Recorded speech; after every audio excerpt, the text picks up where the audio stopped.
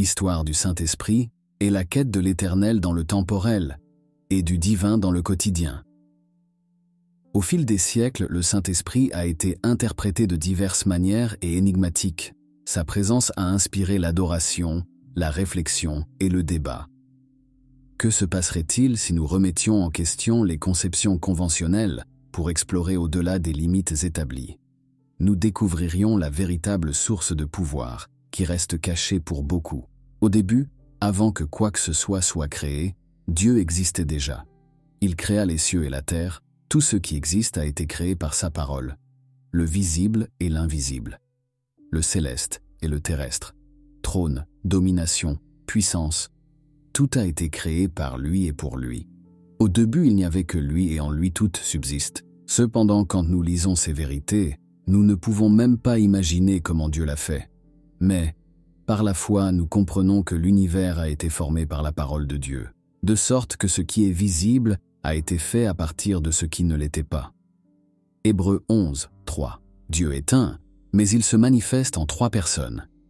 Il est en lui-même une communauté, qui est représentée dans le Père, le Fils et le Saint-Esprit. Et à cette communauté de Dieu, que nous connaissons sous le nom de la Trinité, la Bible l'appelle dans Genèse Elohim.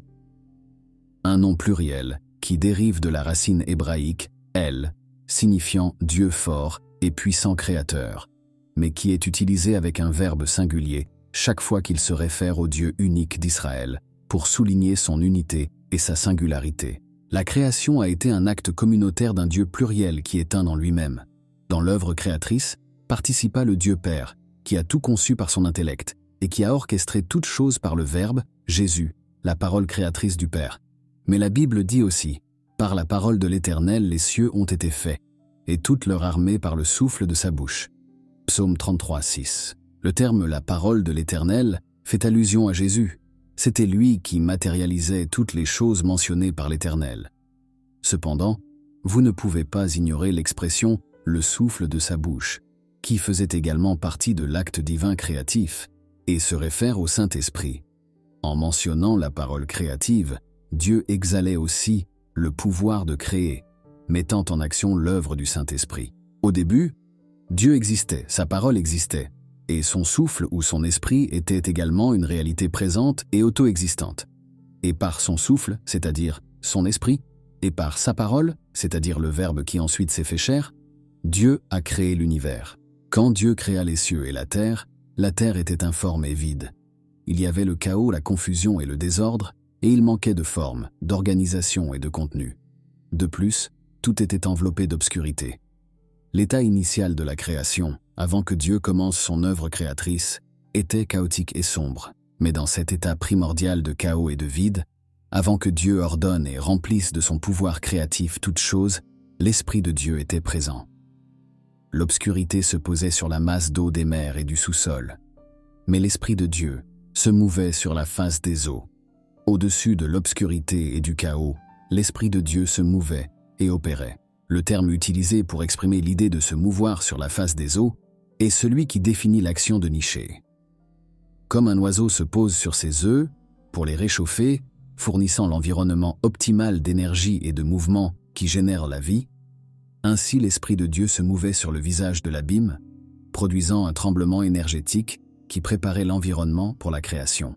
Pierre, dans sa deuxième lettre, chapitre 3, verset 5, a écrit « Aux temps anciens, les cieux ont été faits par la parole de Dieu ainsi que la terre, qui provient de l'eau et par l'eau subsiste. » En accord avec ce que dit aussi la science, le monde est surgi des eaux, et sans elles, il ne peut subsister. Or, qui a reposé sur les eaux pour permettre que la vie soit engendrée pour la planète? C'était le Saint-Esprit. Ainsi, le Saint-Esprit se meut sur le chaos, l'obscurité et le vide, pour générer la transformation. Ce même qu'il a fait sur le cosmos, le Saint-Esprit peut le faire sur une personne. Selon l'Ancien Testament, le Saint-Esprit se mouvait sur les personnes et produisait en eux des changements extraordinaires. Quand Moïse allait construire le tabernacle, il ne savait pas grand-chose de construction. Il ne savait rien sur l'orfèvrerie fine, les finitions et les designs exquis qui étaient nécessaires pour édifier le sanctuaire. Mais Dieu avait une solution pour cela. L'Éternel Jéhovah dit à Moïse, « Moïse, Ne t'inquiète pas des complications du design et des arts fins nécessaires pour construire le tabernacle. J'ai choisi Betzalel. Je l'ai rempli de l'esprit d'Élohim. Mon essence créative est en lui. J'ai versé dans son esprit toute la sagesse et l'intelligence dont il a besoin pour inventer des designs, pour travailler en or, en argent, en bronze ou en bois toutes sortes d'ouvrages. Exode 31, 2, 5. Avant de commencer la construction, Dieu a déversé son Saint-Esprit sur Betzalel. Il l'a rempli de toute sagesse créative. C'est-à-dire que le Saint-Esprit a équipé cet homme pour qu'il puisse concevoir, créer et réussir dans tout art et métier manuel. Le Saint-Esprit peut entraîner de manière surnaturelle une personne, l'habilité à réaliser des tâches spécifiques et extraordinaires qui ont besoin de la sagesse céleste. Une autre manière d'opérer du Saint-Esprit était d'inspirer les prophètes et les voyants pour parler des visions et des messages de la part de Dieu. Quand le roi David était sur le point de mourir, il s'inspira pour déclarer ses dernières paroles devant sa famille, et dans sa poésie, il exprima « L'Esprit de l'Éternel parle par moi, ses paroles sont sur ma langue.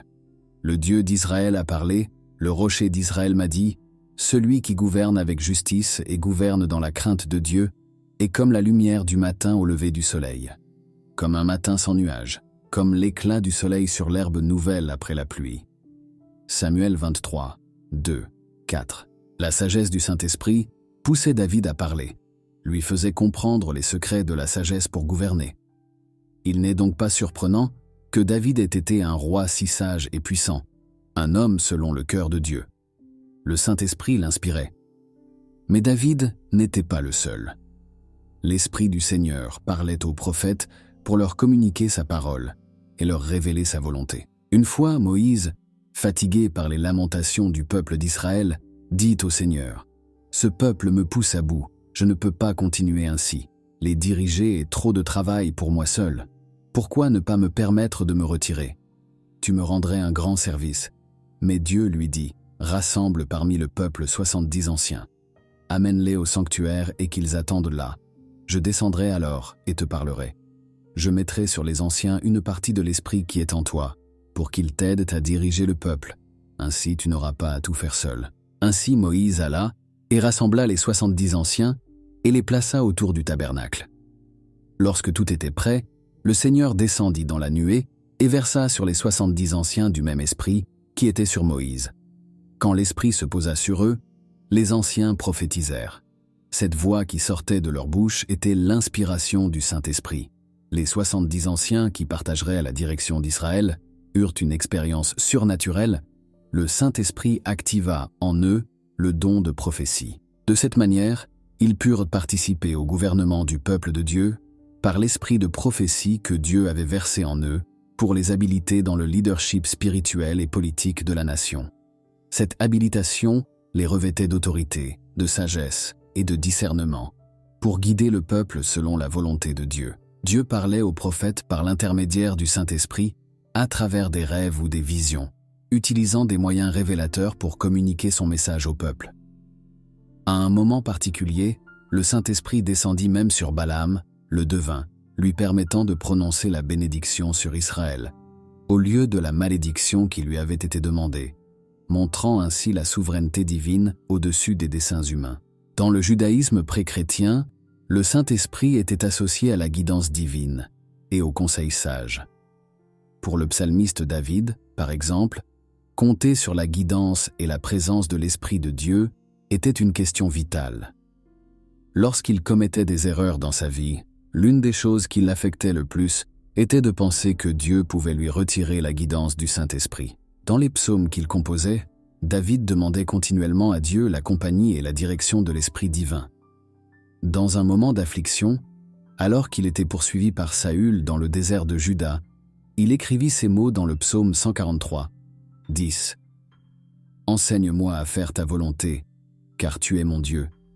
Que ton bon esprit me guide sur un terrain de droiture. » Dans sa demande, David reconnaissait son besoin de la guidance et de l'enseignement de Dieu au milieu de la difficulté et de la confusion. Il désirait suivre le chemin de Dieu même au milieu de circonstances adverses. Il savait que l'Esprit de vérité pouvait le guider sur des chemins sûrs et exempts d'obstacles, car son refuge était de se protéger sous la volonté de Dieu. Le prophète Isaïe, au milieu du chaos que vivait Israël, fit un appel à la fidélité et à l'obéissance à Dieu, un avertissement contre la confiance dans l'aide étrangère au lieu de compter sur Dieu.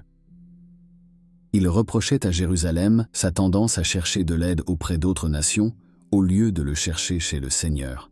Il dit que Dieu attendait patiemment pour montrer miséricorde et compassion, même si son peuple s'était égaré. Ils avaient besoin de la direction divine, de discerner la voix de Dieu et de l'écouter. C'est pourquoi il leur présente Dieu non seulement comme celui qui les avait châtiés, mais comme un maître qui voulait les enseigner. Il leur dit « Alors tes oreilles entendront derrière toi la parole qui dira « Voici le chemin, marchez-y, et ne déviez ni à droite ni à gauche. » Isaïe 30, 21.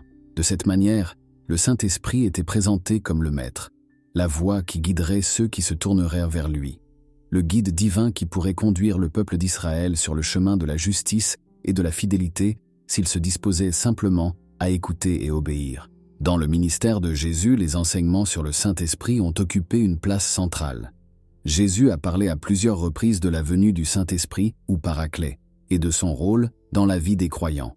Il a utilisé des métaphores pour le décrire, le consolateur, le guide et l'esprit de vérité. Il a affirmé que le Paraclet serait envoyé par Dieu pour consoler, renforcer, enseigner, instruire et donner le pouvoir aux disciples. Jésus a dit que le Saint-Esprit leur rappellerait ses enseignements, les guiderait vers toute vérité, leur donnerait le pouvoir de témoigner avec autorité de Jérusalem jusqu'aux extrémités de la terre. L'un des moments les plus marquants de la révélation du Saint-Esprit s'est produit à la Pentecôte, 50 jours après la résurrection de Jésus.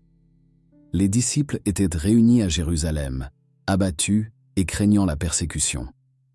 Ils étaient rassemblés le matin, priant et adorant Dieu, quand d'un coup vint du ciel un bruit comme celui d'un vent violent qui remplit toute la maison où ils se trouvaient. Au milieu de la tempête, des langues de feu apparurent et se posèrent sur les disciples.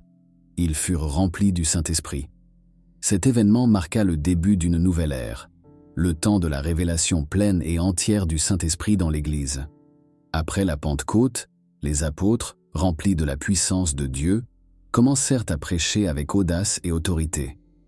Ils réalisèrent des miracles, guérirent des malades, proclamèrent l'Évangile avec zèle.